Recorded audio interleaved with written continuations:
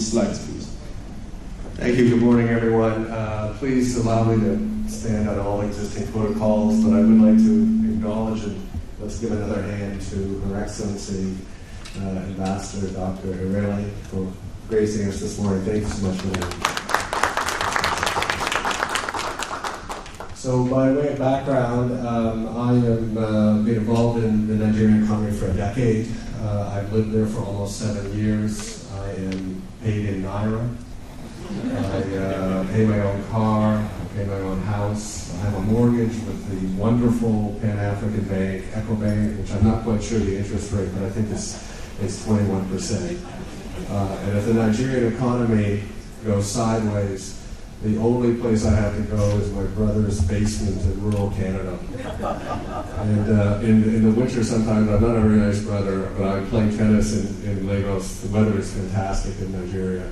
And I'll send him a WhatsApp picture of playing tennis, and he'll tell me that it's minus 20 where he lives. So I don't want the economy to go sideways. So my role this morning is just to say a few words quickly about the economy. We'll get into some different sectors there, the incredible opportunities in Nigeria. I think I have some slides. Is there a clicker? Evan?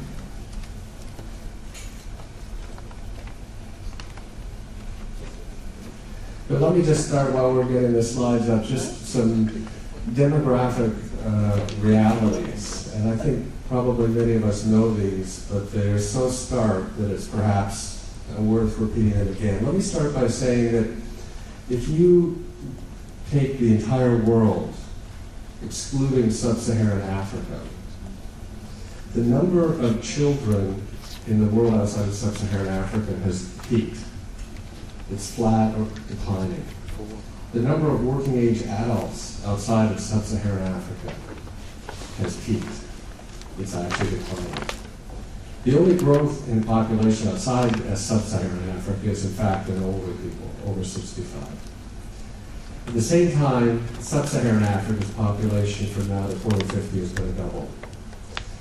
The number of children born in Nigeria is more than the number of children born in all of Europe today, on this day, already. Now that has some implications for us as business people and also has implications for us as human beings. Nigeria is expected to surpass by 2050 the population of the United States. And if you think about it for a moment, for all of us in this room, we have lived in a world where the three most populous countries will always be the same: China, India, the United States. And in our lifetime, that's going to change. So from a business opportunity viewpoint, it's the last great frontier. I mean, I went to China the first time in 1983. In 1983 in China, there was not a single private vehicle. 25 years later, in 2008, China was the largest market and also the largest producer of automobiles, just in a 25-year span. We're on that cusp of that type of economic change in Africa. I think I have slides. So let's just, a client of ours as well. And they're not all in the energy and gas. They're in the agribusinesses in there. We've got companies like Unilever, which is in the fast-moving consumer goods. We've got, Bosch has come high-end, Diageo. We're the largest market for Guinness, Irish-English company in there. So businesses have come to Nigeria, and the ones that have worked through the barriers have done very, very well economically. Next slide, please. So what are some of the sectors that are interesting? And we're going to go into more details in the sessions during the course of the day, and I'm really looking forward personally to all of the sessions on that. So we've got agriculture, very small percentage of exports. We calculated that Nigeria, if it did what it should be the 5th largest food producer in the world. It's a long way from that. Tremendous opportunity for someone to set up agricultural supply chains in that, not just for export, but also to serve the 190 million people that's going to 400 million people. Next slide, please. And of course, on the agricultural side, I mean, this is something that happens all across the country. We've listed some of the big, by state, some of the big potential things. I can tell you I've probably got 3 or 4 clients right now that are doing major agricultural projects, big investments, tens of millions of dollars to create something all the way from the farm or from the pasture land right through to the consumer. Next slide. Manufacturing. It is an issue in Nigeria because of power, but there are lots of projects. I was talking to my good friend Jean-Louis this morning about solar power. It's obvious that Nigeria is going to solve its power problem. It's going to be renewables that drive it. It's going to be power in situ, so you're not relying too much on the grid. As power comes into play, I mean, I think we're going to see a lot of potential in this sort of light manufacturing area for those companies. Next slide, please.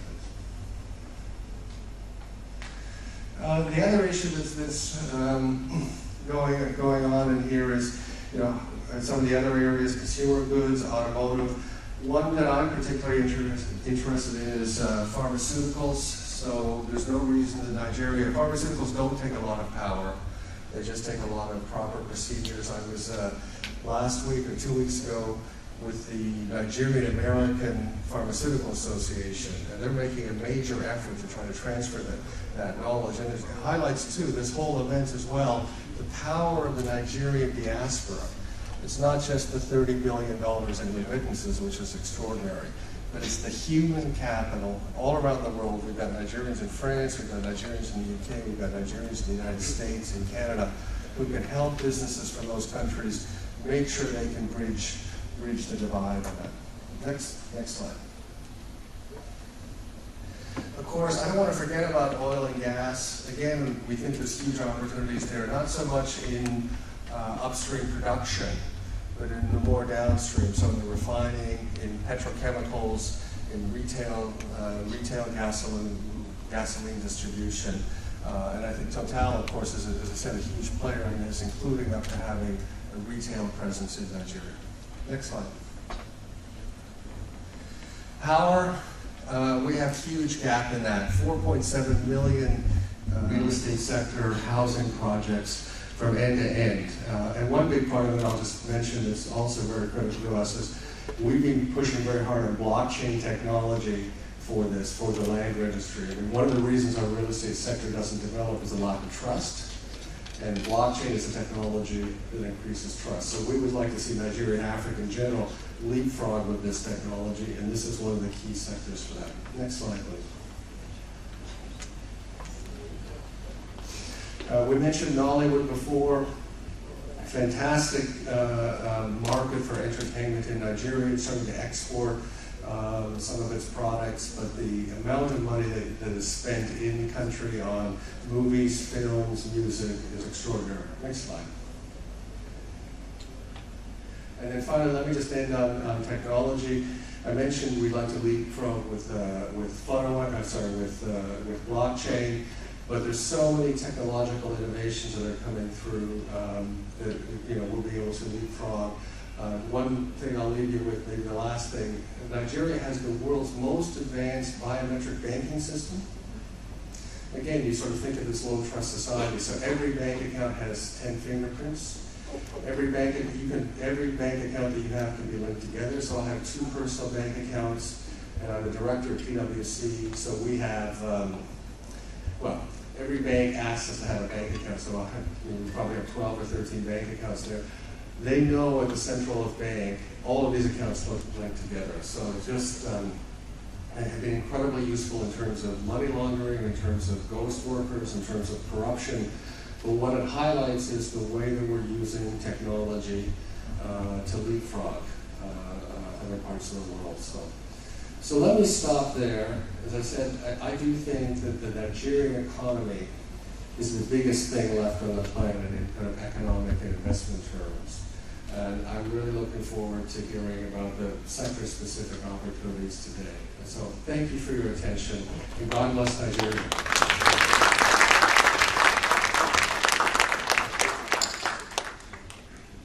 Thanks a lot.